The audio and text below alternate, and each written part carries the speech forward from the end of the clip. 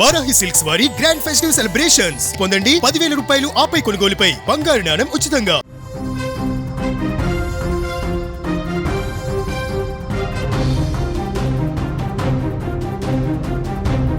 వైద్యో నారాయణో హరి. వైద్యుడి దేవుడితో సమానమంటారు. చనిపోయే మనిషిని బ్రతికించే శక్తి ఆ చేతులకే ఉంది. కానీ ఇక్కడ విధి వెక్కిరించింది. నలుగురి ప్రాణాలు కాపాడవలసిన చేతులే స్వయంగా తమ ప్రాణాన్ని తీసుకున్నాయి. తెల్లకోటు వేసుకొని మెడలో స్టెథోస్కోప్తో ఆ తల్లిదండ్రుల కళ్ళలో వెలుగులు నింపవలసిన ఓ యువ వైద్యురాలు అర్ధాంతరంగా చీకటి లోకాలకు వెళ్ళిపోయింది. సిద్దిపేట ప్రభుత్వ మెడికల్ కాలేజీలో చోటు చేసుకున్న ఈ విషాదం ఇప్పుడు 2 జిల్లాలను కన్నీటి సంద్రంలో ముంచేసింది.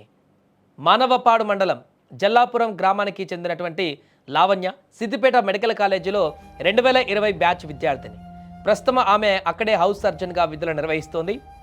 శనివారం రాత్రి హాస్టల్ గదిలో ఎవరు లేని సమయంలో లావణ్య విషపూరితమైనటువంటి ఇంజెక్షన్ తీసుకుంది.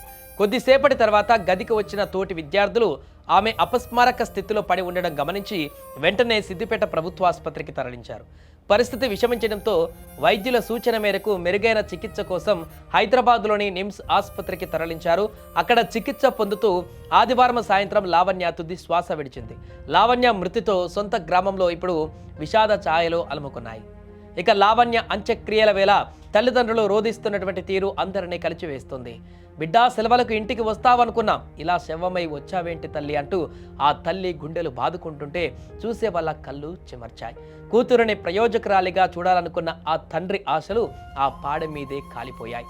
ఆ తల్లిదండ్రుల రోదనను ఓదార్చడం ఎవరి తరం కావడం లేదు.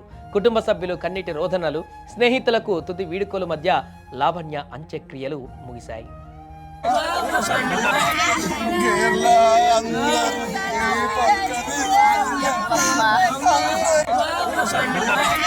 Kerala